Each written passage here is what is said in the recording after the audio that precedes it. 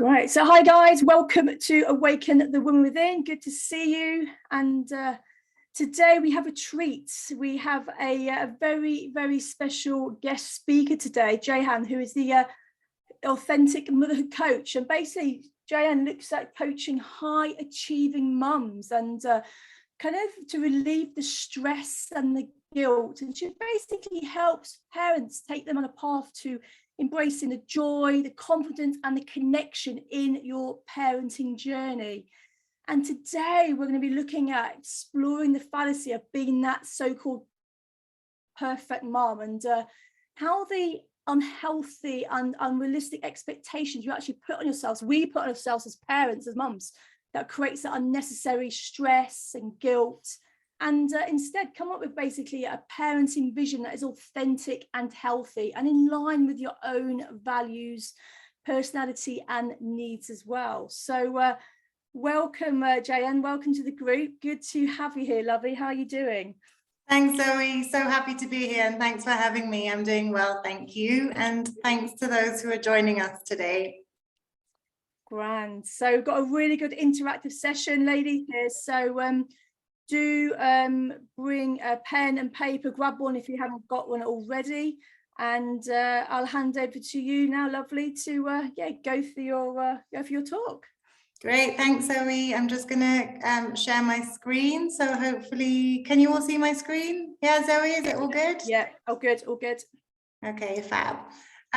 So yeah, thanks again for having me. I've called this session Parenting with Purpose because I think it's really important that, like with other things in our lives, we have a purpose to what we're doing as parents.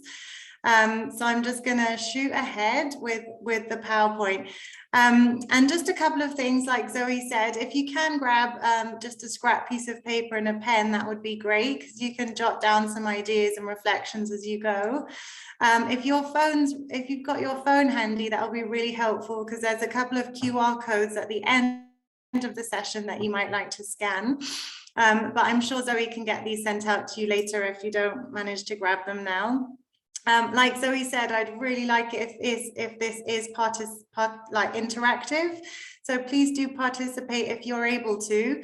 If you can put your videos on, that would be great. I know sometimes you're kind of, mums are hustling and you're probably, doing laundry or in the bathtub or something at the same time. But if you can, if you're able to put your video on, that would be really nice, just because it's nice to get the feedback.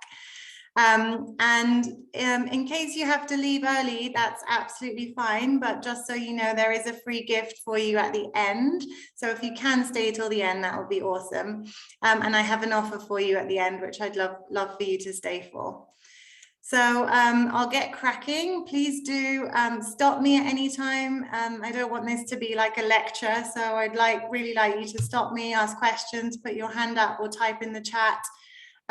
Or just interrupt me, I'm fine with that too, but please do use the chat and Zoe and I will be keeping an eye on that. So just a quick overview of what we're going to be talking about today. We're going to be just reflecting a little bit on why parenting is so hard these days and what might be some of the particular challenges you're faced with. We're going to look at the fallacy of the perfect mum in inverted commas, because obviously there is no such thing as a perfect mum, yet on some level we're all striving to be that perfect mum. I'm going to just get you started. I don't expect you to come up with it in the next 45 minutes, but just get you started thinking about what vision you want for your parenting and just getting some clarity about what's important for you as a parent. And to identify some really key values in your parenting. So that's what we're going to be doing. It'll be roughly about 40 minutes, depending on how interactive you are. Benjamin Carson is an American pediatric neurosurgeon who you may have heard of, and he says that there is no job more important than parenting, and I wholly agree with this. And I'm assuming because you're here, parenting is something you take really seriously, which is really great. I think often as human beings, we invest so much in areas of our lives, such as our education, our careers, our personal development, and somehow we just expect that parenting should just come naturally to us. And a lot of people even criticize the whole parent coaching thing, saying that they're making an industry out of something that should be so natural and inherent, but I don't think it is. And I think the fact that you're here and that you're giving up 45 minutes of your really precious time to be here says tons about you, and your kids are really lucky to have you as parents, just for the fact that you're here.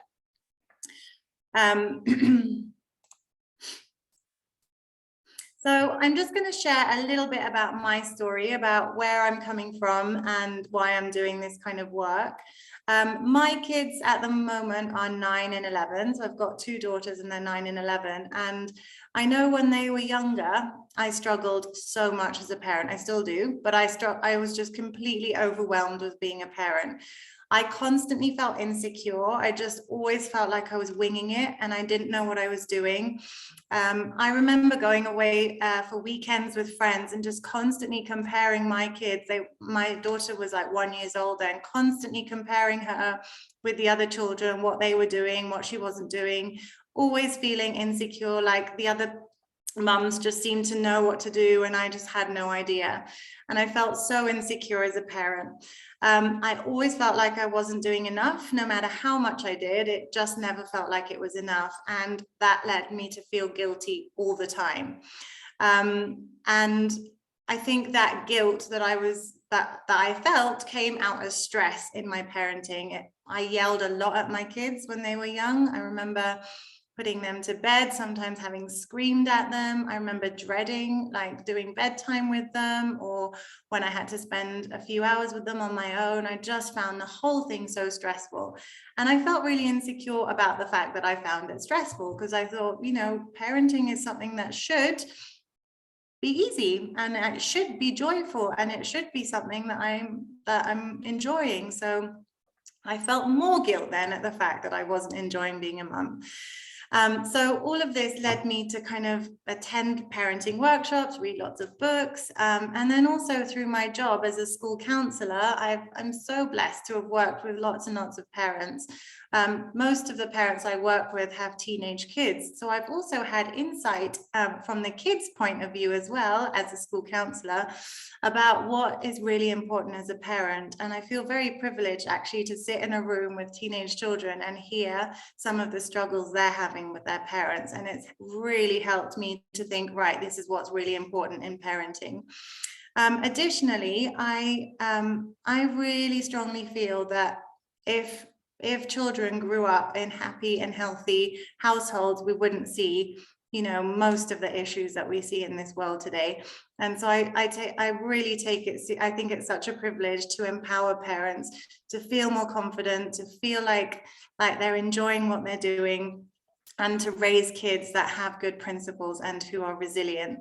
I don't want parents to be like where I was 10 years ago, thinking I'm not enjoying being a mum, because the worst thing is to have your kids leave the house and regret that you didn't enjoy being with them. So I really feel strongly about helping mums to feel happier and more confident about being mothers. Any questions or anything so far? No? Okay, Nir, can you hear okay now? Because I know you couldn't hear. Yeah? Okay, cool. So if you'd like to, either on your piece of paper, and if you feel like you want to share, just have a little quick think about what your biggest parenting challenge is at the moment. I don't know how old your kids are, and I don't know kind of where you're at as a parent, but what's something that you're personally struggling with at the moment? If you feel like you want to, please do share in the chat.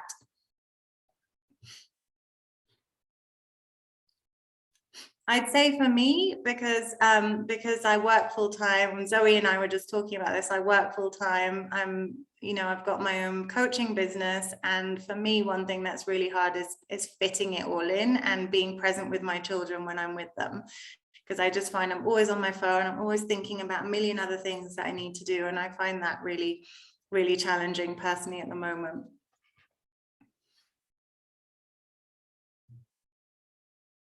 Would anyone like to unmute and share? Please, no pressure, but if you would like to share, it'd be really nice. I think one of the strengths of a group like this is hearing from other parents. and knowing that everyone's going through similar things. So if anybody does want to share, that would be awesome.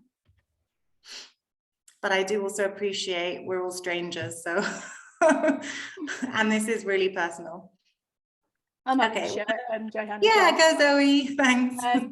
So yeah, I work from home as a coach, obviously, and so forth. So I had the kind of guilt. As a single parent as well, I had the guilt of being on my phone, clients messaging me trying to respond to my clients, but then my daughter saying, "Mum, you're on your phone again." I feel guilty. Or if I'm at my computer, we're on school holidays now in the UK.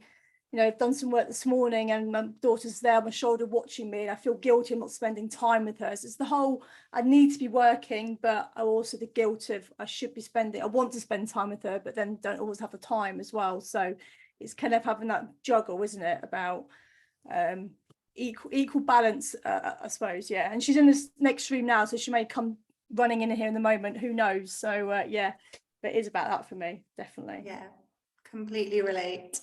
I'm sure lots of mums can relate to this, whether you're working or not. I think just constantly feeling like you have enough time for your kids. Okay, well, I think these are some of the reasons why parenting's so hard these days, because I often do think, why is this so hard? I mean, we're just, having children, and it's something that women have done for generations. Why are parents struggling so much these days? And I think this is a bunch of reasons I came up with. If you think of any others, please share them in the chat. But I think one of the reasons is there's so much information out there, and especially with social media, all the books and everything else. There's just so many different ways of doing it, so many different names for the same thing. And I think it's really, really tricky trying to absorb all this information and then implement it. I think we're constantly comparing ourselves with other people, and I really blame social media a lot for this, that the perfect Instagram family, we all see it. And as much as we're aware, as much as educated and aware women, we're aware that it's not the real thing. On some level, I think we're always thinking, oh, they look like they're doing it really well. They look really happy. They look really confident. I really think that mums and dads need a village to raise children, and we just don't have that anymore in the same way as maybe our parents and grandparents did. So I think parenting can be such a lonely experience these days, and we're expected to do things now that our grandmothers would never have been expected to do in terms of managing so many different things. I think tech just adds extra layers of complexity to parenting. I know that screen time is something that parents really struggle with. And as much as I don't want to make screen time and technology the bad guy, I think it does just make things more complex. This is a big one. We're all wounded human beings, bringing wounds from our childhood, because as great as many of our parents were, none of them were perfect. And we're bringing baggage from our own childhood into the way that we're parenting. And we're often not aware of it, of things that trigger us. And often we just repeat the same things and the same hurts that were put on us. So that takes real effort and courage to kind of look into what some of those things are and kind of unpack it and break those generational cycles. I think there's so much pressure, not just from other people, not just from, your parents and what society says, but we put so much pressure on ourselves and unrealistic expectations. And that's because we want to be the best parent for our children. It comes from such great intentions, but it's a lot of pressure that we have on ourselves.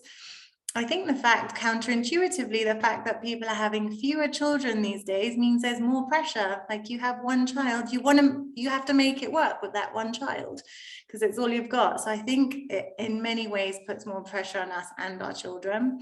And we're hustling, like Zoe said, and I just said, we're hustling. We're doing so many things. Mums these days are just wearing so many different hats.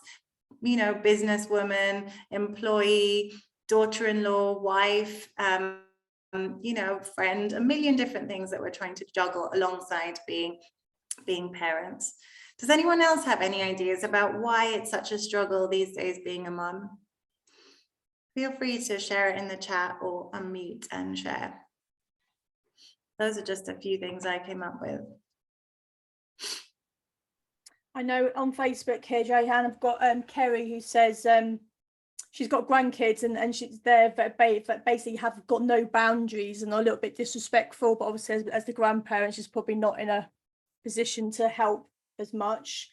And she also says she's got 4 kids and the eldest is 33, the youngest is 22, and it's very different parenting then as it is now. As you said, it's very, very different, isn't it? So thanks, Kerry. That's such a great point. I think in our parents' generation, parenting looked very different. It was like, you do as I say and you just do it because I said so. And now we're trying to be respectful and conscious parents, and it makes it much harder for us. It's such a harder way to parent. It's so much easier to punish and to, you know, to just lay down the law and be really authoritative about things. But we're trying to do things differently now, and I agree that that makes it much more difficult on us, but it's worth it.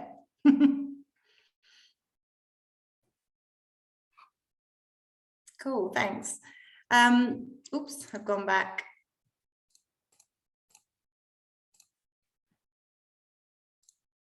Okay. So let's have a little think about, we spoke about these unrealistic expectations, and we all want to be the best mum that we can for our children.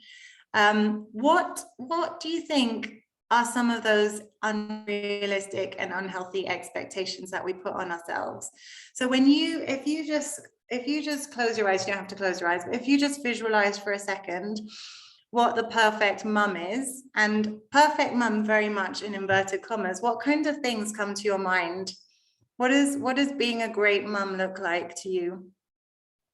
What are some of the things that you might expect of someone who is typically or stereotypically a perfect mum?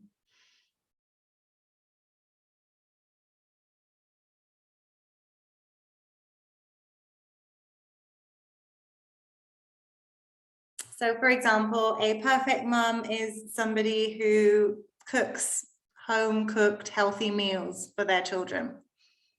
Always calm. Yep. Never shouts, never loses their temper. Always keeps their cool. Always patient. Any other thoughts? Clean house. Yep.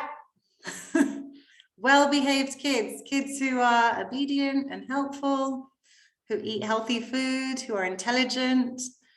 You do lots of activities with them. Gosh, Mariam, thank you. That I feel really stressed just reading that, Mariam. Everything under control. Always has time for their kids and attention, and is always present. Who plays with their kids, who's really fun and funny and creative and bakes and does arts and crafts and makes handmade fancy dress costumes.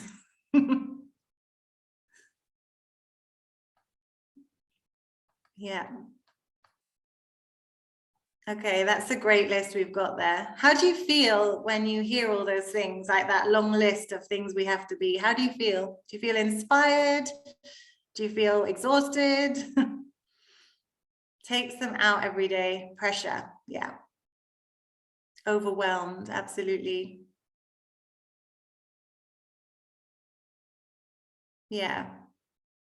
I feel really kind of deflated when I think of that. Mariam, when I read your list, I felt really like, whoa, like, yeah, it feels stressful. So this is, I think, a lot of the reason why we feel stressed is because we are trying to be this mum, and we're trying to be all these things all the time. And that creates a lot of stress. So here are some of the things I put on my list. This is extreme, but it starts with a mum who has a natural birth and breastfeeds. Starts all the way from then, doesn't it? Bakes. Always available, looks perfect, always calm, never yells.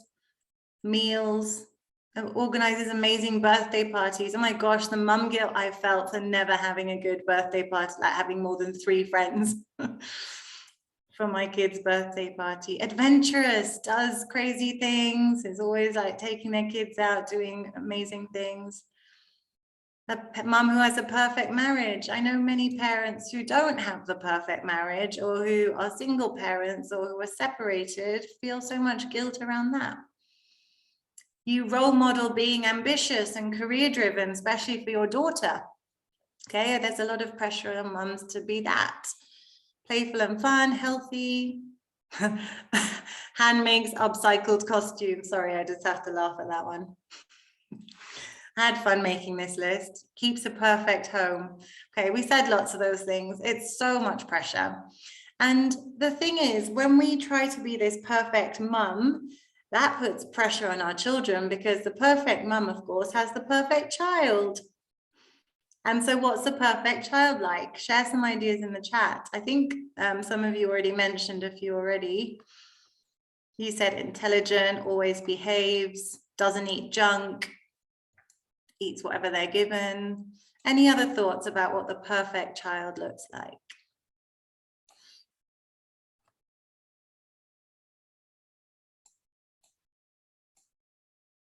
Always listens. Yeah, does what they're told all the time.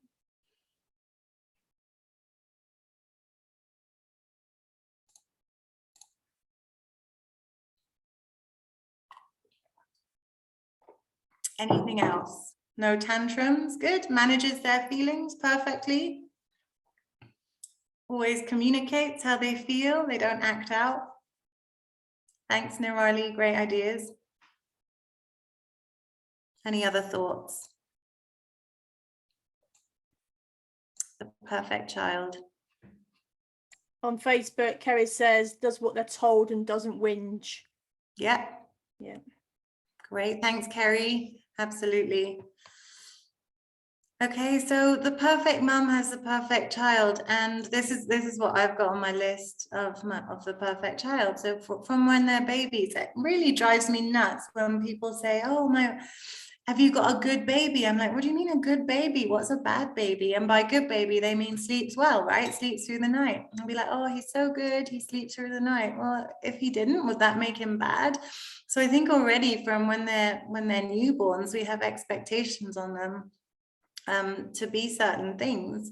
Eats well, not fussy, obedient, happy, polite, good manners, good grades, many hobbies and interests. It's not enough these days just to have good grades. We've also got to have lots of extracurricular interests. That's also not enough now. We've got to do community work, and we've got to have a strong sense of social justice. So there's so many things that we're expecting. Good things. These are all good things. They're not bad things. It's just there's so many of them, and there isn't that balance of being those things and just cutting ourselves some slack as well. Thanks, Mariam. Learns things quickly, and a child who shares always. Absolutely. God forbid you're that parent who has the child who won't share, because that looks terrible, doesn't it? Like if your child doesn't want to share, or if your child hits another child, all those things, there's so much pressure on our children and us. Fearless, courageous, does brave things, always kind, regulates emotions, doesn't have tantrums, doesn't lie, always tells the truth, always shares, expresses gratitude, does chores with no fuss. Okay, these are really unrealistic things. You can't really expect a 3-year-old to say thank you for being my mum, you know, and sometimes that's what we want. We want our children to show us gratitude. They know that's all they know. All they know is that you're their mum. So it's hard to expect some of these things from our children. Don't get me wrong, I'm not saying that we shouldn't teach our children these things. Absolutely, we should. It's just that we need to do it with a lot of grace, a lot of compassion, a lot of patience. A child who's clean. Great. Thank you, Mariam. The mum guilt I've had about not doing my daughter's hair properly. You know, a daughter, like a girl who has her hair done nicely. Like I'm just not a mum who does hair that well. I try and do a French braid now and then, but you know, it's often a disaster. And I feel guilty about that I can't do, I'm not a mum who does hair nicely. And I see other little girls with beautiful French braids and I'm like, oh, wish I could do that. So yeah, it's never ending. This is really helpful to, I think this is, if you take one thing from this, just take this, because this is where mum guilt is. where you want to be. So where you want to be as a mum. So when you think of the ideal parent, or just not necessarily this unrealistic perfect parent, but where you want to be as a mum and where you are. And that gap is where there's mum guilt. Okay. And sometimes as we learn more about parenting, for example, you might attend a parenting course and you might get lots of strategies, and it might kind of bring to your awareness things that maybe you need to do differently. That kind of increases the standard, because you're like, okay, so I mustn't yell at my kids because these are the impacts of yelling that I've just learned. So I need to learn how to speak really calmly, and I've just learned that rewards are bad, so I mustn't use rewards, and I must instead connect with my child and do this, this, and this. So suddenly our standard where we want to be gets higher and higher and higher. And I know from my own experience, whenever I've attended a parenting course or I've read a book, suddenly I feel so guilty, because I'm like, oh my gosh, I've been doing all these things wrong, or I need to do it better, I need to do it differently. So mum guilt sets in. But what we need to think about is actually not necessarily lowering the standard, because we want to be great parents for our children, and that doesn't mean we need to, completely lower our standard, but it means we need to just be a little bit realistic. And this is where getting clear on what's really important is essential, because if we're trying to be all the things all the time and do it all perfectly, then it's just that guilt is never going to go away. Okay, but what we need to do is have a realistic standard, and then just throw in lots of compassion for when we don't meet it. And the second part of it is where you are currently. So I think part of closing that mum guilt gap is just kind of upping your level of parenting. And that's where the confidence comes in. That's where just learning a few strategies, or there's so much on Instagram. If you follow parenting people, there's so many things, little strategies, little tips and tricks and little techniques to just give you some tools to deal with some really stuff that happens all the time, day-to-day stuff. And that increases your confidence. So the where I am starts to increase as you start to feel more confident and as you start to use these strategies and they work. Does that make sense? Yeah, okay. So here are a few signs that you might be feeling a lot of guilt, or that you might be putting a lot of pressure on yourself to be a perfect parent. You're often criticizing yourself. So you're beating yourself up when things don't go well, blaming yourself when your child doesn't succeed or when your child acts out. For example, your child has a tantrum in public and suddenly you're beating yourself up as a parent. Comparing yourself to other parents and feeling like you fall short all the time. Beating yourself up for not being able to do more for your kids despite the fact that you do a lot for them already. So maybe you spend lots of time with them, but you still feel like it's not enough. Constantly second guessing your parenting choices, losing your cool often because your expectations are so high, because that creates stress. When our expectations are too high, we feel guilty, we feel stressed that we're not good enough, and that often leads to us losing our cool with our children. Which of those do you relate to, if any? Are there any in particular that resonate with you? Mine's beating yourself up, definitely, for not doing more. Yeah. And the thing is, when we beat ourselves up, how do we show up with our kids? I mean, Zoe, maybe you can, if you don't mind, you can answer that. When you've been criticizing yourself, condemning yourself, when you're feeling guilty and ashamed, how do you show up then for your daughter? Really badly, worse, because if you beat yourself up, it gives us a certain energy, doesn't it? So then you we get more stress, you have less patience because you're beating yourself up. You're literally projecting yourself onto your child, aren't you? So it's what I find. Absolutely. So yeah, 100%. And instead of it then being about connecting with your child, it ends up being about all your energy goes into trying to fight those feelings that you're having. Yeah. Thank you. Thanks for sharing. So what's the solution? The solution is reasonable and realistic standards and expectations. This is how we close the gap. Lots and lots of grace and self-compassion. Have the high standard by all means, but when you don't meet it, cut yourself some slack. Don't beat yourself up. And it's all to do with what's going on in your head, the thoughts that you're having about things that are happening. And the third part of it is support, to build confidence with parenting tools, strategies, techniques. Just having a few tools in your bag to use so that you feel more confident as a parent.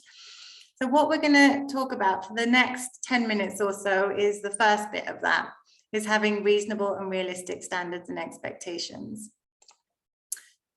So let's get clear about what we want. Now, in other areas of our lives, we're pretty clear about what we want. You spent a lot of time thinking about what career you want to do and what kind of thing you want to focus on as a career, or what you want to study at university. These are things we've really intentionally looked deep and kind of talked to people, get advice, and got clear about what we want. And we need to do the same as parents when we're thinking about what kind of parent we want to be. So I'm going to give you a minute or two to kind of just have a little think about your parenting vision. As you know, like when someone sets up a business, they come up with a mission, vision, and values. And I think we need to do this as parents as well.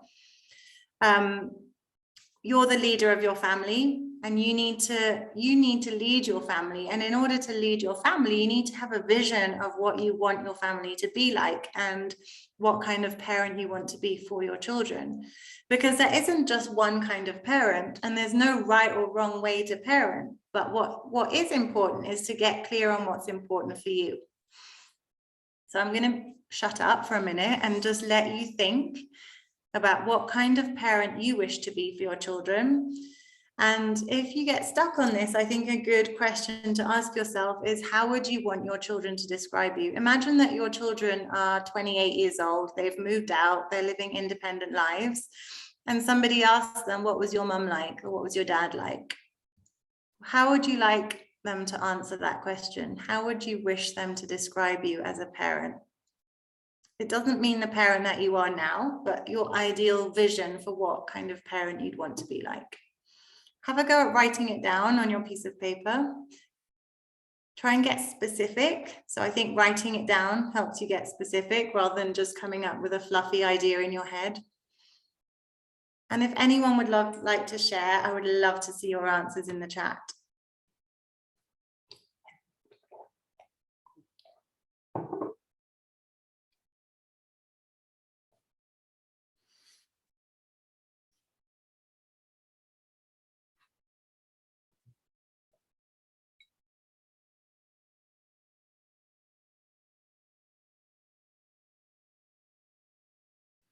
So a parent I was working with recently, for her, it was something like, I want to be a non-judgmental parent and somebody who my children can come and talk to about anything, anytime, without being scared. That was for her the most important thing.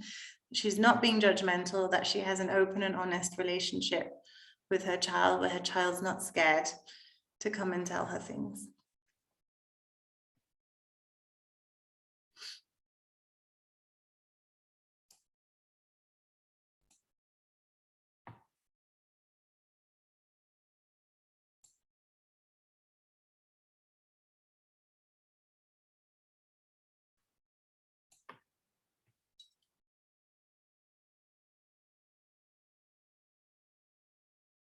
Thank you for sharing, Mariam. Mariam says she'd like to be more calm and present, more empathetic, and have no anxiety and stress.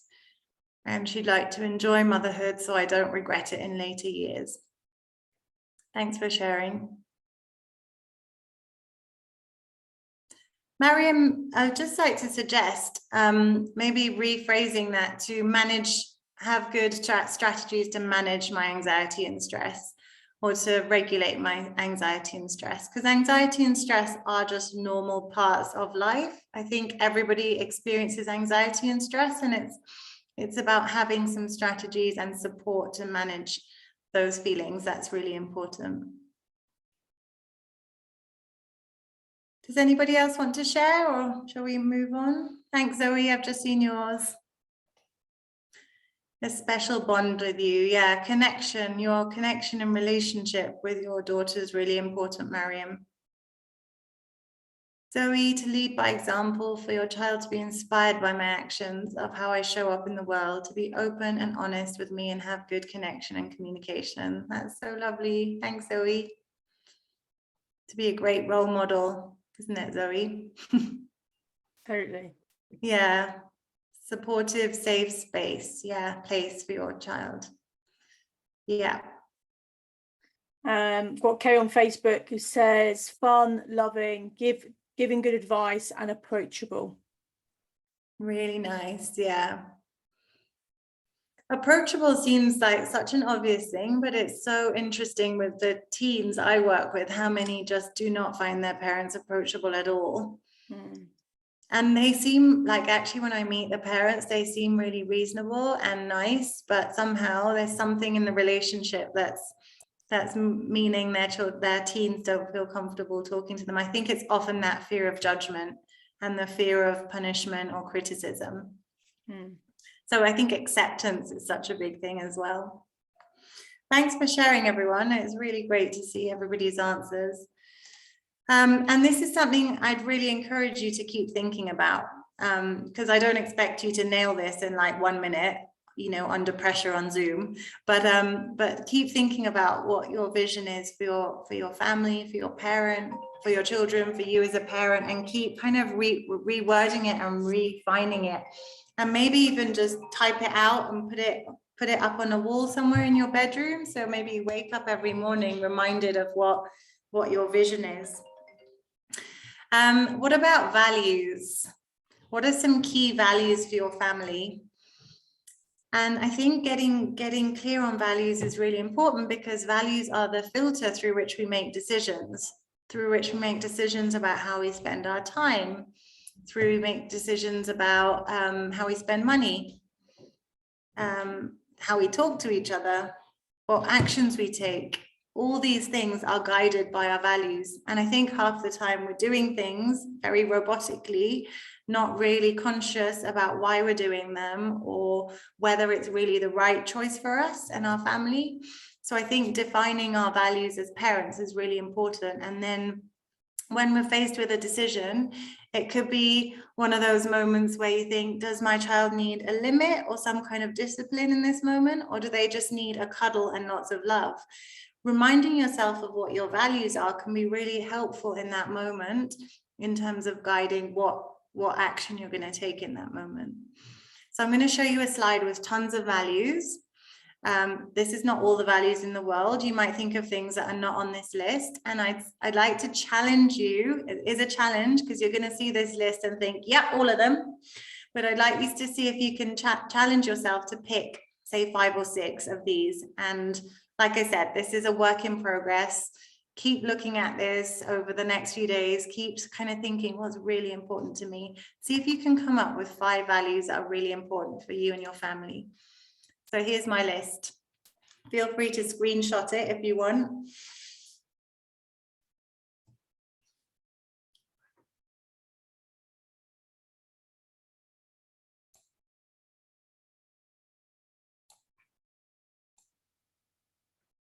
And I'll give you an example here, maybe in terms of how this guides our decisions. Maybe you have fun on your values, but you don't have excellence. Maybe you value fun more over excellence, or maybe it's the other way around.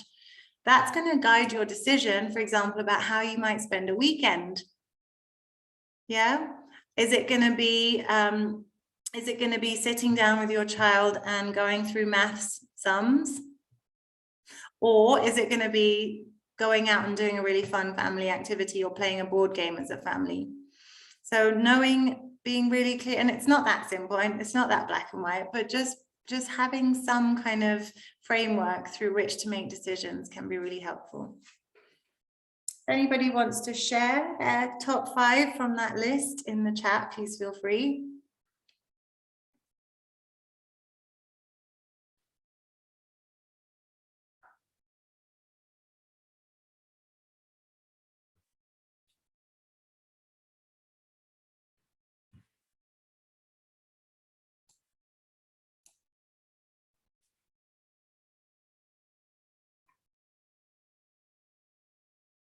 Zoe's got love, kindness, health, adventure, and honesty.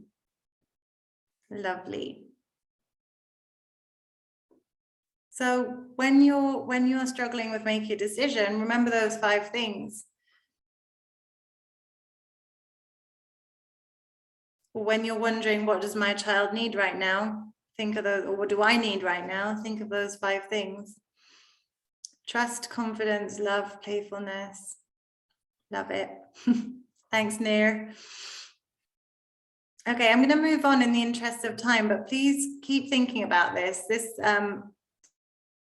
is just me introducing the idea of family vision and values, but please keep thinking about this. And I think it's also, we talked about what we find challenging as parents, and I think often we really underestimate our strengths as parents and as individuals. And sometimes when I ask parents, what are your strengths as a parent, they can't even think of one thing. That makes me really sad, because I know that they're great parents. And what might be easier to do is to think of your strengths as an individual. So maybe before you had children, what were your strengths as a human being, as a woman, as a person? What are your strengths? And I think this helps us to build confidence and remember that we need to bring these things into our parenting. For example, one of my strengths, at least I think so, is that I'm really funny. I think I have a great sense of humor, and sometimes I forget to bring that into my parenting. Or I love exercising. I love working out. That's something that I love it. I'm active, I'm energetic, and I love to work out. I need to bring that into my parenting. Why should that part of me be forgotten as a parent? So I think remembering our strengths, remembering who we are, remembering our interests, our passions, and trying to bring that into our relationship with our kids really helps to bring the joy and confidence into parenting. If you hate arts and crafts, you don't have to do arts and crafts with your kids. I give you permission never to do arts and crafts with your kids. They will survive. Okay. Does anybody want to share what their strengths are in the chat?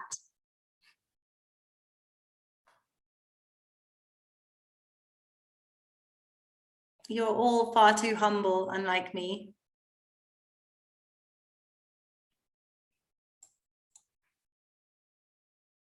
Okay, I'm going to move on, but with this one as well, please keep thinking. Okay, that's actually it from me. That's it from me. So I'm not going to talk to you anymore, but if you have questions, please let me know. What I'd love to offer you is this free gift. So if you've got your phones, just scan that QR code and it will take you to a free PDF guide that I've made, which is called Unleash the Calm, Collected Mama Within. And that's just got some really simple but really comprehensive strategies for managing your big feelings, in particular your anger. Because if you're anything like me, and I know that mums who are hustling and busy and have high expectations and standards and who are trying to achieve lots of things and often very perfectionist, A-type parents, I know that you have big feelings that you bring into parenting. So this might give you a few really helpful strategies to deal with that. And I'd also like to share with you an offer that I have for you today. So I want to just tell you quickly about how I work with parents in case you've really found what we've talked about today helpful and you want to take it a little bit deeper. So what I'm offering for you is a 6-week program, and it's a once a week Zoom call where I share key parenting content, kind of like we've done today, but it would be much more interactive. In a small group setting or one-to-one. If it's one-to-one, then you set the agenda completely, and it completely depends on what your needs are. What I'd also do, as well as the weekly Zoom thing, is give you a few questions to reflect on during the week, and then you come back the next week and feedback, and we discuss what went well and what reflections have come up for you since then. And that would be a maximum of 20 minutes of work that you'd have to do in between sessions. And you'd also have WhatsApp access to me during the week between sessions. So there's two options. One is to do one-to-one coaching. And I'm offering that today for $595 for the 6-week program. Okay, and that includes everything, the weekly calls, the WhatsApp in between, the reflection and feedback, etc. And the other option is to do it in a small group, because often parents really like to do coaching in a group, because there's a lot of kind of benefit from sharing with other mums and knowing that mums are going through similar things. That's maximum 4 people in the group, so it is a really small group. And it's exactly the same thing: weekly Zoom, reflection, WhatsApp access in the week, and that would be for $355 for the whole thing.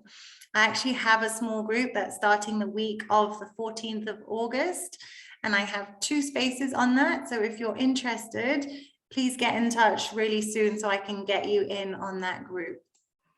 Does anyone have any questions about how I work or anything like that, or about this program?